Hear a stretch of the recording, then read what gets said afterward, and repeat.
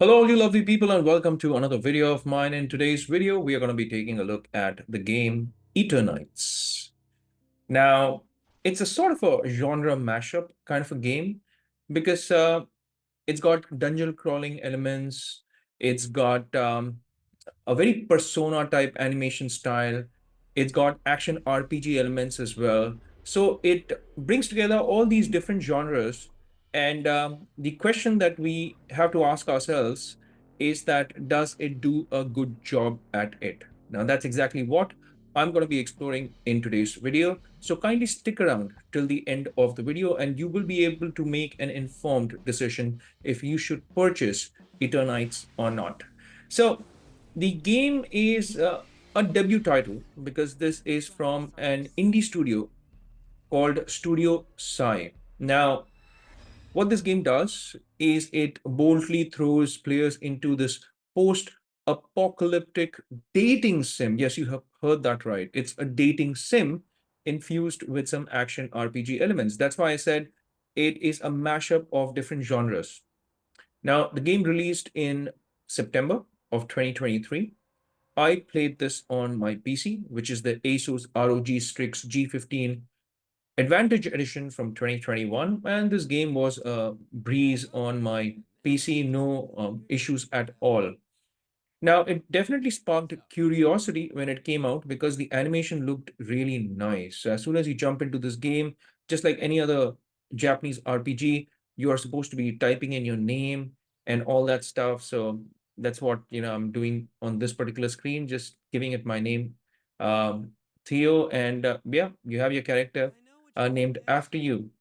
Now, it has a unique premise, but the question is, does it deliver the thrilling adventure that it kind of says it is? Or does the ambition of this indie studio crumble under its own weight?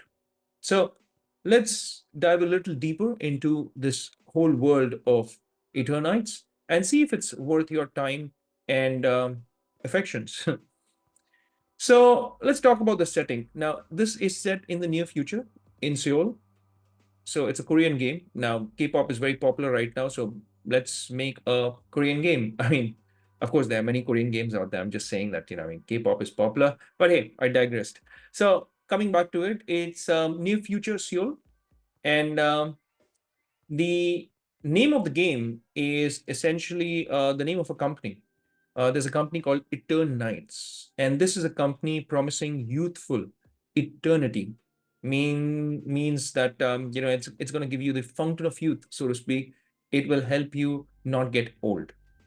So the idea is to kind of give that youthful existence to all the people around the world, but instead of giving that gift of youthfulness, what this company does is it unleashes chaos instead. Now, they are on the eve, you could say, or on the brink of launching a revolutionary drug.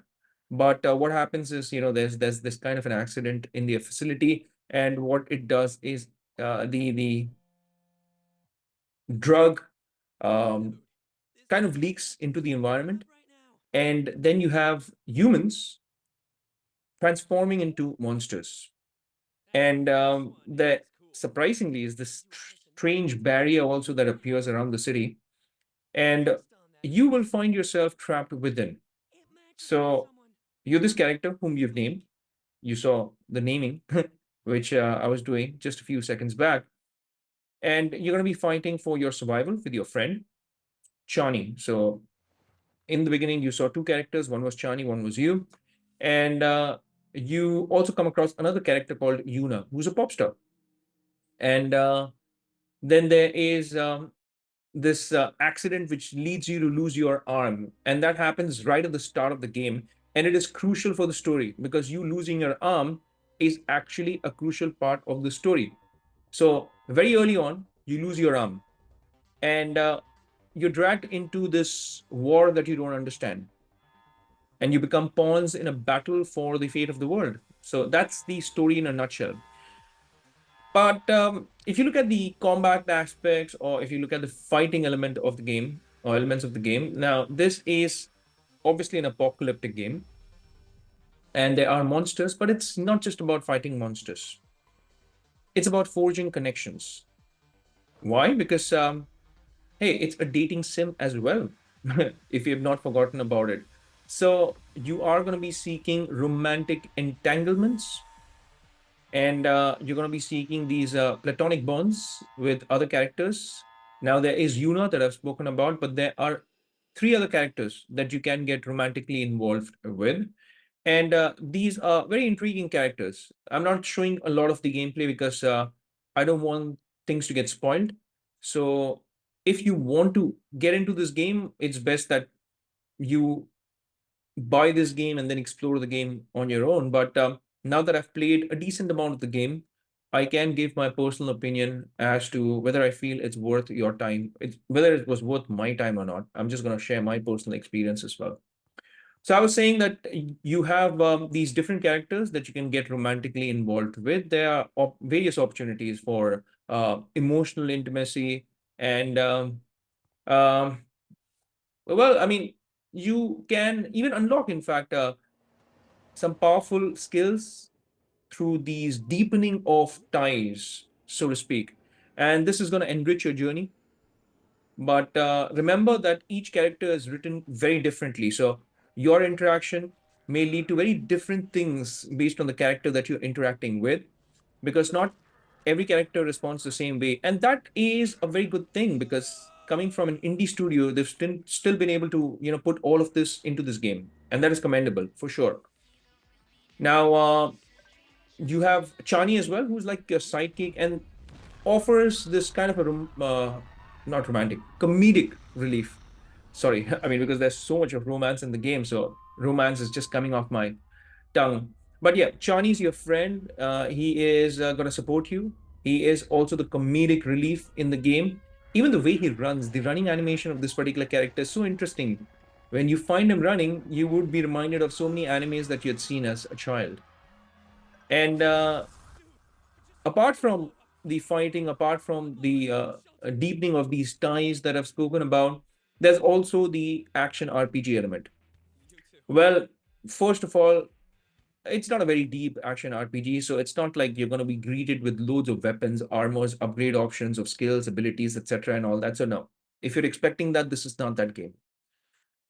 Apart from that, you also have dungeon crawling, like I spoke about. So you are going to be uh, crawling a lot of dungeons. Now, when I say crawling a lot of dungeons, this is not those medieval dungeons that I'm talking about. The level design itself is very dungeon based, dungeon type. So you are going to have you moving around these dungeons. Of course, since it's an action RPG, there's action as well.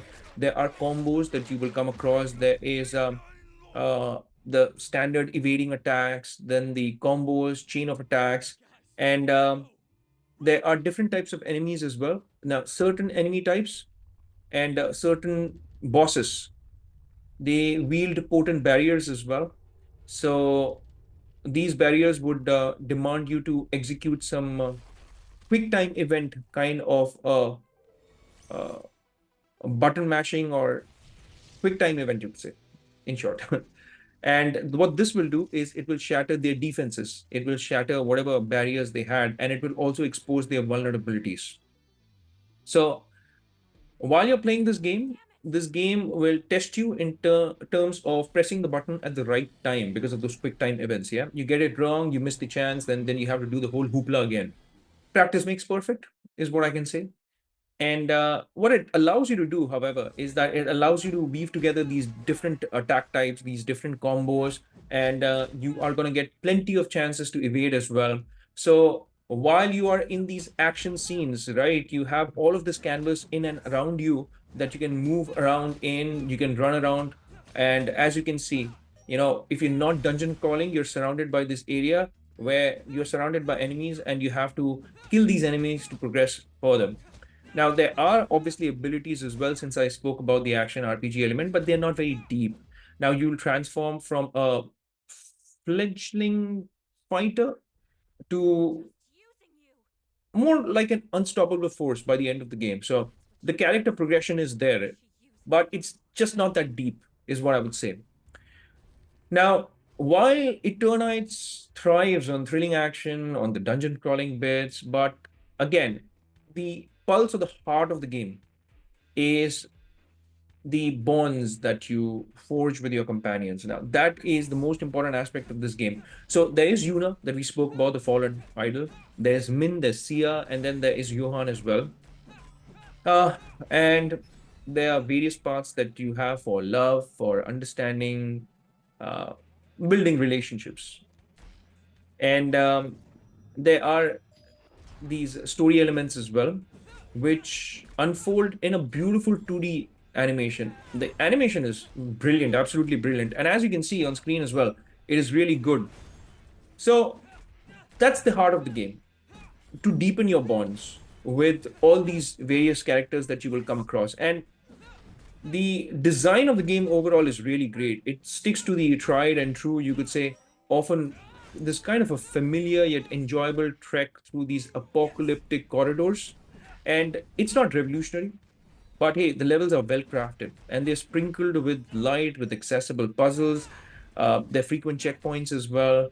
Visually, I would say Eternights is really good. I mean, every single pixel oozes charm, oozes character. So it's a very atmospheric world that they've created. And you have these nice colors in the background. The particle effects are great. You have these striking neon hues. And it's generally a dark game. It's not very bright. The other day I was playing Scarlet Nexus as well. And that was a bright game, but this is not a bright game. Most of what you see are all surrounded by darkness. But those neon lights, they shine through in that dark kind of an environment.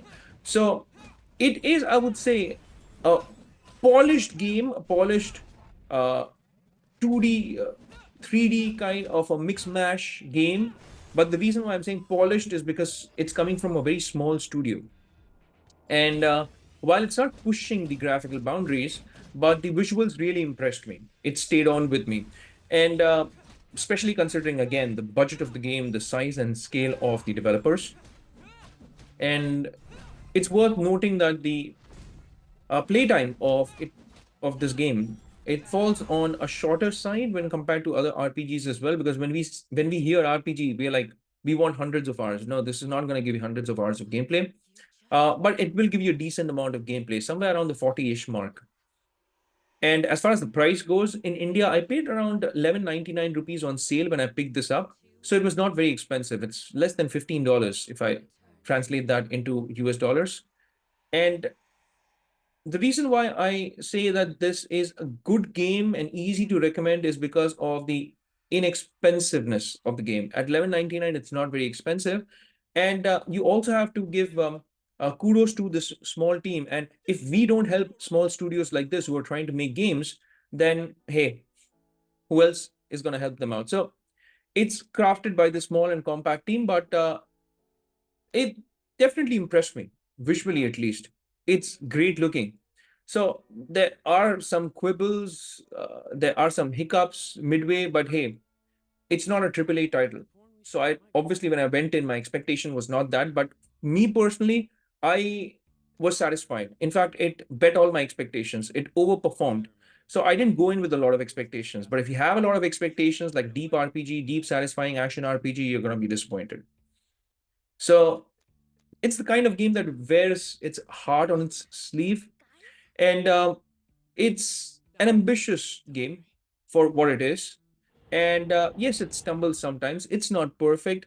The story is okay. It's not great, but the animation is absolutely brilliant. It's fantastic. And therefore, I will say that it's a game worth checking out, especially at this price of less than $15. Give it a go and let me know what you think about it. I can recommend it easily at this price, but if it's more expensive, maybe not. So that's it for this video, folks. If you've liked the content and if you've enjoyed it, then I would greatly appreciate it if you could hit that like and subscribe button and also that bell icon in case you want to get notified with all my latest videos. Eternights, I recommend it. Let me know if you think otherwise or if you agree with me in the comments section. But that's it for this video, folks. It's a wrap for this one, and I'll see you lovely folks in my next one. Until that time, I'll say take care, stay safe, and may God bless you all.